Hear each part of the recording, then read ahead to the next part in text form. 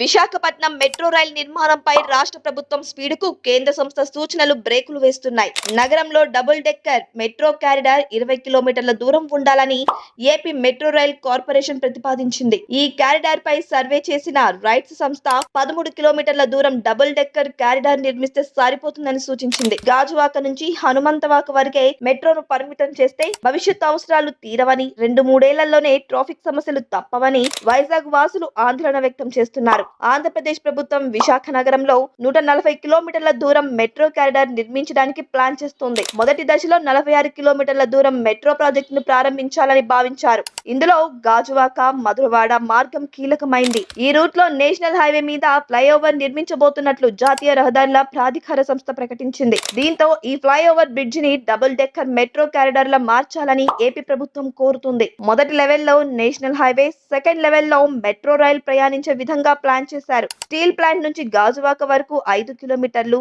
తాటిచెట్లపాలెం నుంచి మధురవాడ వరకు 15 కిలోమీటర్లు, మొత్తం 20 కిలోమీటర్లు డబుల్ డెక్కర్ కారిడార్ ప్రతిపాదించారు.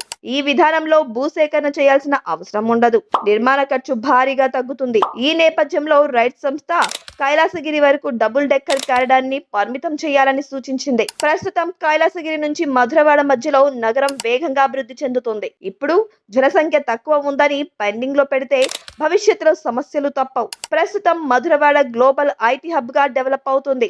రానున్న 2-3 ఏళ్లలో ఇక్కడ డజన్ల కొద్దీ ఎంఎన్సీ కంపెనీలు, వందలాది స్టార్టప్ సంస్థలు ఏర్పడుతున్నాయి. అంటే మెట్రో నిర్మాణం పూర్తయ్యే సమయానికి ఈ ప్రాంతం వైజాగ్ సిటీలో అత్యంత బిజియెస్ట్ ఏరియాగా డెవలప్ అవుతుంది. అందుకే కైలాసగిరి వరకే మెట్రోకి బ్రేకులు వేయకుండా మధురవాడ వరకు నిర్మించాలని విశాఖ వాసులు విజ్ఞప్తి చేస్తున్నారు.